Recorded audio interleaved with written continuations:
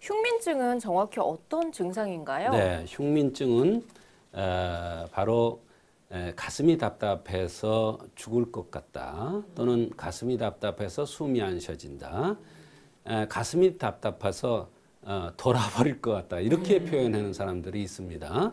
또 가슴이 답답해서 한숨을 잘 쉬어서 그 답답한 것을 벗어나려고 하는 사람들이 있어요. 그래서 부모들이 왜 그렇게 한숨을 쉬느냐, 멀쩡하게 생겼는데 왜 한숨을 쉬느냐 이렇게 하는 경우가 있는데, 이런 흉민증에 대한 이런 얘기인데, 그 흉민증은 가슴이 답답한 이런 것입니다. 흉민증은 한의학적으로 어떤 원인이 있을까요? 흉민증에는 이제 여러 가지 원인이 있습니다. 흉민증, 가슴 답답한 거, 이게 무슨 원인이 있을까? 울화 아닐까? 맞습니다. 여성들의 경우에는 울화, 기가 울해서 가슴이 답답한 경우가 많습니다. 그런데 남성의 경우에는 부족해서 많은데, 부족해서 흉민증이 오는데, 기가 부족해서 흉민증이 옵니다. 기가 부족하면 어떻게 되느냐면요, 얼굴이 둥글럽적해지고요, 또 가슴도 넓어지고요, 흉곽이 이렇게 발달합니다. 살이 찌는 거죠. 큰 것이 병이라는 차원에서 볼 때 가슴이 이렇게 발달하면 가슴 답답함이 나타납니다. 또 남성들이 부족하다는 것은 뿌리가 약해질 수가 있는데, 뿌리는 간과 콩팥이죠. 그래서 신수기가 부족해도 가슴이 답답할 수가 있습니다. 또 특수한 것으로서 상한 결흉이라는 게 있습니다. 상한 결흉이라는 것이 있는데, 이것은 뭐냐면 양명형이라고 해서 젖가슴이 크고 배가 크고 이렇게 흉곽이 이렇게 발달되고 다리는 약해져요. 그런 사람들이, 이런 사람들이 가슴이 답답한 게 오는데, 이런 사람들은 뭐라고 그러냐면 가슴이 답답하면서 죽을 것 같다, 이런 표현을 합니다. 의서에도 죽을 것 같이 가슴이 답답하다, 이렇게 표현하고 있습니다. 이것을 상한 결흉이라고 합니다. 이것도 흉민증의 하나입니다. 흉민증의 원인과 증상에 대해서 이야기해 주셨는데요. 그렇다면 치료 사례를 통해서 좀 더 자세히 설명해 주세요. 네.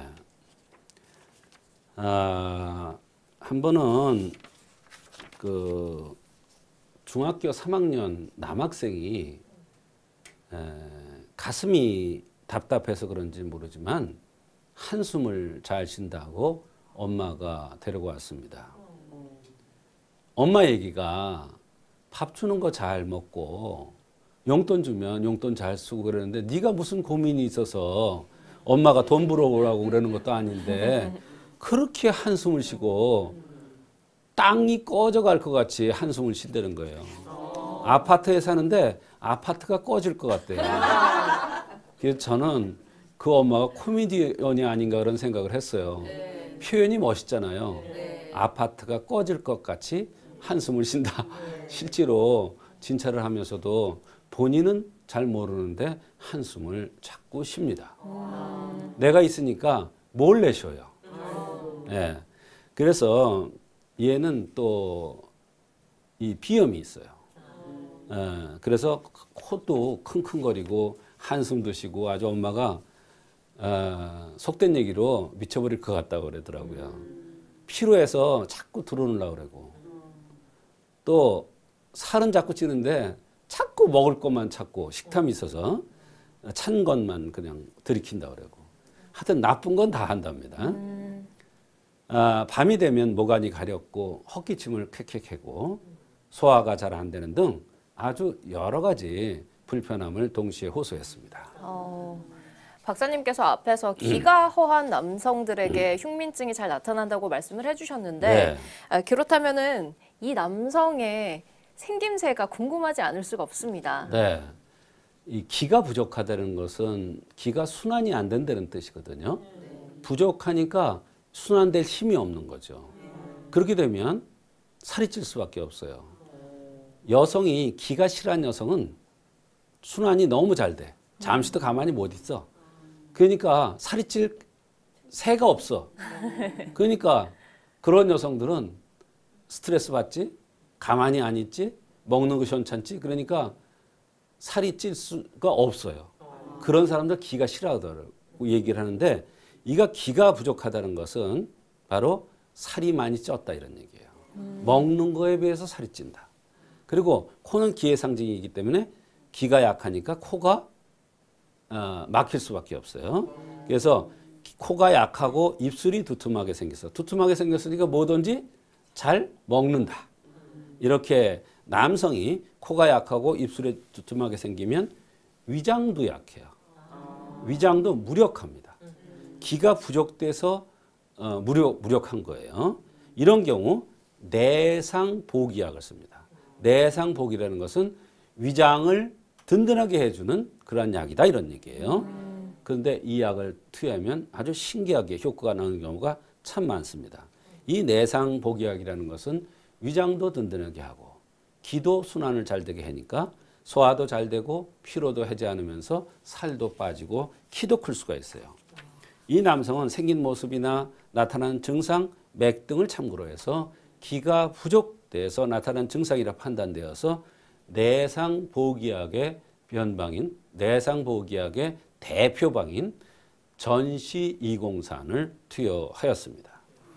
이 전시 203을 처방하신 뒤에 치료 결과가 어땠는지 참 궁금해요. 네, 역시 그 생긴 대로 병이 온다는 차원에서 진단을 했고 맥을 받고 증상을 맞춰서 투여한 거니까 아주 결과가 만족스러웠습니다.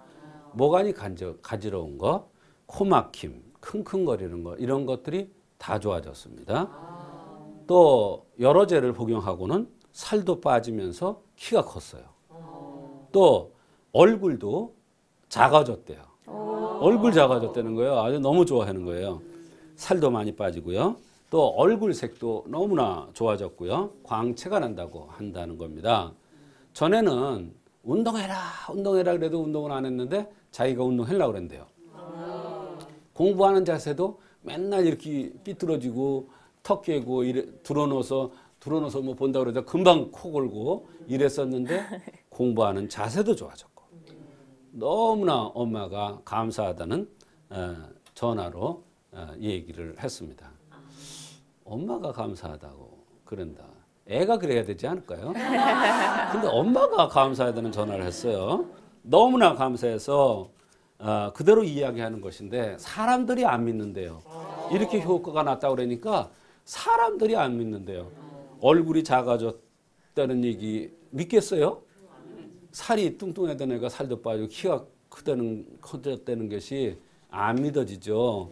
근데 실제로 그런 일이 있습니다. 뚱뚱한 사람들한테 기 순환시켜주고 또 살이 찌고 먹는 거에 살이 찌는 사람한테 내상복이약을 쓰면 살도 빠지면서 키가 클 수도 있습니다. 이 아이는 답답증이 치료가 돼서 많이 상쾌해졌는데 어머님께서는 주변 사람들이 믿지 않아서 오히려 답답증이 맞아요. 생기신 것 같은데요. 네. 사실 이 한약을 복용해서 외형까지 달라졌다고 하니까 사람들이 믿기 어려울 수도 있을 것 같아요. 그렇습니다. 실제로 이제 저는 항상 얘기합니다. 이제 주의사항을 주고 생활의 법도를 이렇게 해라 얘기해주고 약을 주죠. 치료를 해주죠. 그거를 잘 지킨 거예요. 이해가. 물론 잘 지키게 된 데는 이제 약의 효과가 있었기 때문에 그렇게 이렇게 활동하고 싶은 이런 마음이 생긴 거죠. 동한 거죠. 한약을 복용 후에 살이 빠지고 키가 컸다. 또 얼굴에 광채가 나고 운동을 안 했고 맨날 빈둥빈둥 굴러다니기만 했었는데 운동을 열심히 한다. 공부도 안 하고 이랬었는데 공부하라 그러면 맨날 병든 닭처럼 졸고 그랬었는데 공부하는 자세가 달라졌다. 사람들이 안 믿을 수밖에 없죠. 이렇게 다 좋아졌으니. 그러나 생긴 대로 병이 온다는 차원에서 그 형생맥증을 합의해서 또 그게 맞는 생활의 법도를 가르쳐주면서 그걸 잘 지키면서 한약을 쓰면 효과가 이렇게 잘 날 수가 있습니다. 그렇다면 이런 분들은 어떻게 생활의 법도를 지키는 것이 좋을까요? 네, 역시 저녁을 늦게 들어야 된다고 얘기했어요. 그랬더니 엄마가 얘기가 얘는 아침을 먹이면 배가 아파서 못 먹어요. 구역질해서 못 먹어 이랬어요. 그런데 제가 그랬죠. 저녁을 먼저 지켜 먹어봐라. 그러면 아침에 절대로 그런 말 없다. 그랬더니 그걸 지켰더라고요. 또 식후에 반드시 걸으라고 그랬어요. 식사는 천천히 해라고 그랬어요. 얘는 숟갈이 들어가면 다 녹아버리고 꿀딱 이런답니다. 근데 이것을 지키지 않으면 제가 아무리 좋은 약을 줘도 효과가 나지 않습니다. 다시 재발하죠. 그러니까 이 애는 이것을 잘 지켰던 겁니다.